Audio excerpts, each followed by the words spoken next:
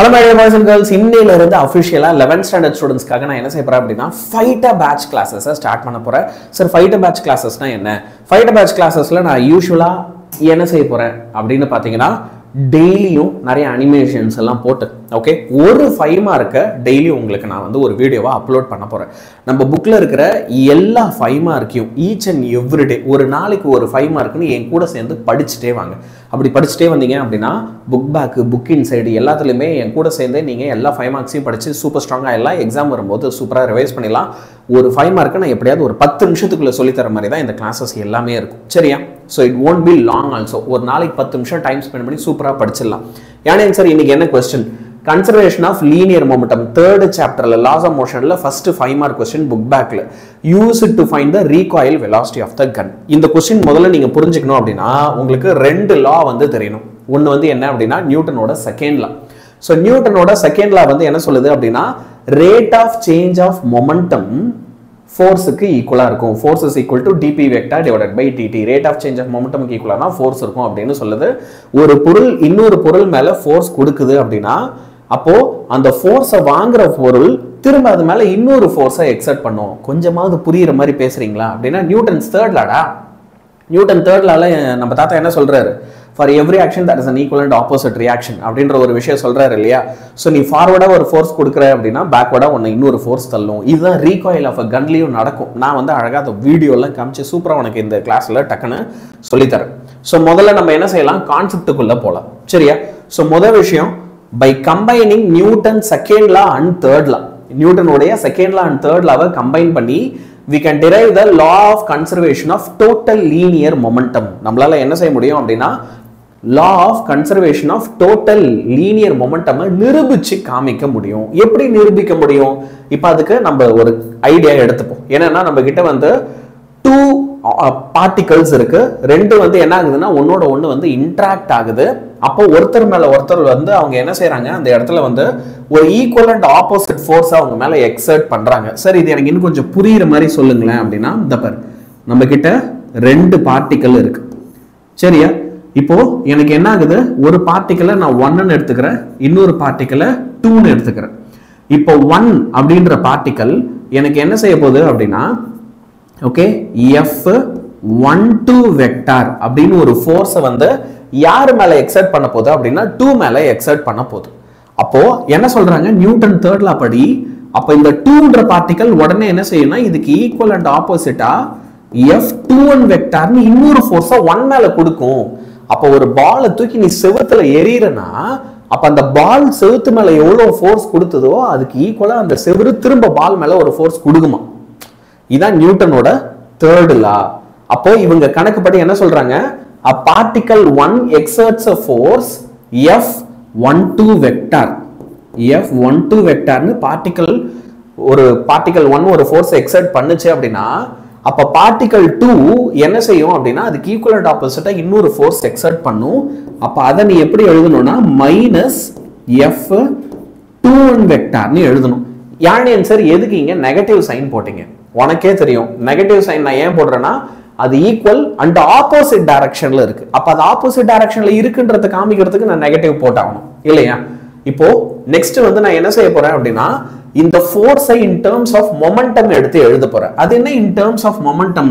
C Newton second law படி ஃபோர்ஸை நான் வந்து என்ன செய்யலாம்? dp vector divided by dt ன்னு எழுதலாம். சரியா? ஃபோர்ஸை dp vector divided by dt ன்னு எழுதலாம். அதான் இப்போ இங்க நான் செய்ய போறேன். F12 வெக்டார் இருக்கு பாருங்க, இத வந்து dp1 vector divided by dt அப்படினும் அதே நேரத்துல F21 வெக்டார் இருக்கு பாருங்க, இத வந்து நான் dp2 vector divided by dt அப்படினும் எடுத்து எழுத போறேன். சரியா? அப்ப இது அப்படியே இங்க பாரு, here p1 அப்படின்றது என்னது?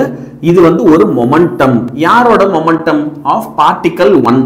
பார்ட்டிகல் 1 F12 வெக்டார் என்ற ஃபோர்ஸால பார்ட்டிகல் 2 மேல எவ்வளவு ஃபோர்ஸ் கொடுக்குது? பார்ட்டிகல் 1 வந்து என்ன பண்ணுச்சு? பார்ட்டிகல் 2 மேல F12 வெக்டார்னு ஒரு ஃபோர்ஸ் கொடுத்துச்சு. அப்ப அதனால ப்ரொடியூஸ் ஆன மொமெண்டம். அப்ப P1 இஸ் த மொமெண்டம்.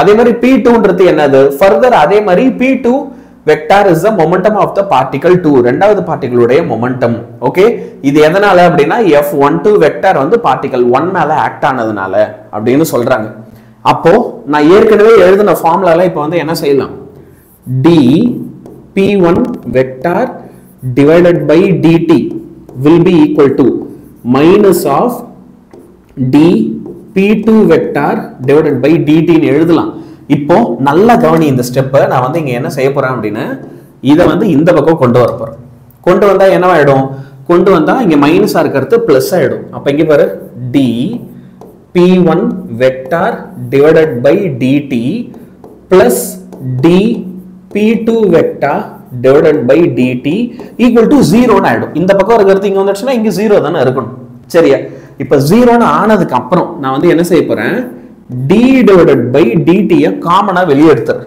இது ரெண்டுத்துலயுமே d divided by dt இருக்காத காமனா வெளிய எடுத்துறேன் அப்ப என்ன ஆயிடும்னா p1 vector plus p2 vector இருக்கு பாரு அது மட்டும் தான் இருக்கும் ஈக்குவல் டு 0 ன்னு இருக்கும் இப்போ நீ யோசிச்சு பாரு என்கிட்ட நான் டிஃபரன்சியேஷன்லாம் உங்களுக்கு சொல்லி கொடுத்தேன் இல்லையா அப்ப என்கிட்ட ஏதோ ஒரு டேர்ம் இருக்கு அந்த டேர்ம் வந்து ஒரு கான்ஸ்டன்ட்டா இருந்தா ஓகே என்னது நான் ஒரு கான்ஸ்டன்ட்டை டிஃபரன்ஷியேட் பண்ணா ஆன்சர் எனக்கு என்ன வரும் 0 வரும் ஒரு கான்ஸ்டன்ட்டை நம்ம வந்து டிஃபரன்ஷியேட் பண்ணா ஆன்சர் 0 வரும் அப்ப இங்க d divided by dt இருக்கு p1 வெக்டார் plus p2 வெக்டாரை வந்து நான் டிஃபரன்ஷியேட் பண்ணா ஆன்சர் 0 வருது அப்ப p1 vector plus p2 vector என்னவா இருக்கணும் ஒரு கான்ஸ்டன்ட்டா இருக்கணும் p1 vector plus p2 vector வந்து ஒரு கான்ஸ்டன்ட்டா இருக்கணும் அப்ப நம்ம என்ன பண்ணிட்டோம் law of conservation of total linear momentum இங்க கரெக்ட் தான் ப்ரூவ் பண்ணி காமிச்சிட்டோம் இந்த ஃபார்முலா தான் இங்க p1 vector plus p2 vector இருக்குல்ல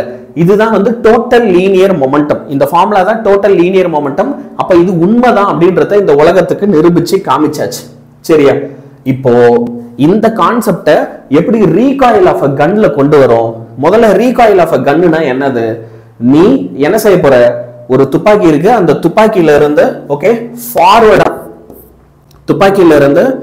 ஃபார்வர்டா நீ வந்து ஒரு ஃபோர்ஸ் கொடுத்து ஒரு புல்லட்டை வெளியே அனுப்புற அப்ப என்ன ஆகுது அப்போ துப்பாக்கி மேல ஆப்போசிட் துப்பாக்கி மேல வந்து நமக்கு என்ன ஆகுது அப்படின்னா ஆப்போசிட் டைரக்ஷன்ல F21 வெக்டார்னு ஒரு ஃபோர்ஸ் ஆக்ட் ஆகுது two equal and opposite forces அதனாலதான் உன் கையில இருந்து துப்பாக்கி என்ன ஆகுது உருவிட்டு போய் பறங்குது நீ புல்லட் ஃபார்வர்டா போச்சுன்னா துப்பாக்கி பேக்வர்டா போகும் இந்த கான்செப்டை தான் நீ வந்து என்ன சொல்ற அப்போ மொமெண்டம் அப்படின்னு சொல்லிட்டு இருக்க இல்லையா நிறைய வீடியோஸ் எல்லாம் நீ வந்து என்ன செய்யலாம் அப்படின்னா எடுத்து பார்க்கலாம் நிறைய வீடியோஸ்ல யூ கேன் ஃபைண்ட் தட் இதுக்கு நமக்கு எக்ஸ்பிளனேஷன்லாம் கொடுத்துருக்காங்க சரியா ஸோ பேசிக்கா நான் இங்க என்ன செய்ய போறேன் ரீகாயில் ஆஃப் அ கன்னை உனக்கு எக்ஸ்பிளைன் பண்ண முதல்ல நான் கன் பிளஸ் புல்லட் சிஸ்டம் எடுத்துக்கிறேன் ஆனா இனிஷியலா இவங்க ரெண்டு பேருமே எனக்கு எப்படி இருக்காங்கன்னா ரெஸ்ட்ல இருப்பாங்க ரெஸ்ட்னா என்ன அர்த்தம் அப்ப p1 வெக்டார் உடைய வேல்யூ 0 அதே மாதிரி p2 வெக்டார் உடைய வேல்யூ 0 அப்ப இவங்க ரெண்டு பேரும் எடுத்து ஆட் பண்ணா என்ன ஆன்சர் வரும் ஆட் பண்ணா வர ஆன்சரும் 0 வா தான் இருக்கும்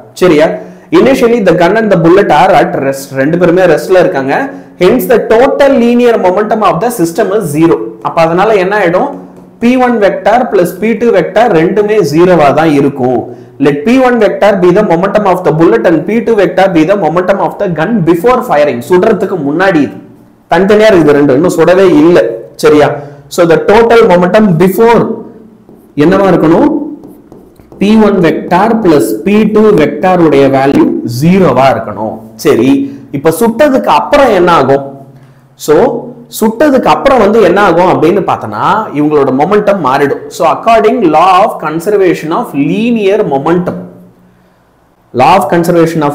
momentum படி தனித்தனியா அவங்க மொமெண்டம் p1 p2 வேல்யூ மாறினாலும் இந்த டோட்டல் லீனியர் மொமெண்டம் இருக்கணும் பாரு இவங்க ரெண்டு பேரையும் ஆட் பண்ணா வர ஆன்சர் அது 0 தான் இருக்கணும் ஏன் ஏன்னா டோட்டல் லீனியர் மொமெண்டம் இதுக்கு முன்னாடி 0 இருந்துச்சு அப்போ சுட்டதுக்கு அப்புறமும் 0 தான் இருக்கணும் அப்போ when the gun is fired a force is exerted by the gun on the bullet okay இது வந்து எனக்கு எந்த டைரக்ஷன்ல ஆக்ட் ஆகுது ஃபார்வர்ட் டைரக்ஷன்ல துப்பாக்கி புல்லட் மேல ஃபார்வர்ட் டைரக்ஷன்ல ஒரு ஃபோர்ஸ் கொடுக்குது அப்போ இந்த இடத்துல இருக்கிற மொமெண்டம் ஆஃப் தி சிஸ்டம் என்னவா மாறிடும்னா p1 ல இருந்து p1 dash ன்னு மாறிடும் ஏற்கனவே p1 இருந்துச்சுனா இப்போ புது மொமெண்டம் p1 dash ஆ மாறிடும் அதே மாதிரி p2 இருக்கு அப்படினா அது p2 dash ஆ மாறிடும் சரியா இங்க டேஷ் ஒன்னு இல்லடா, அது டேஷ் டேஷ்னு சொல்லும்.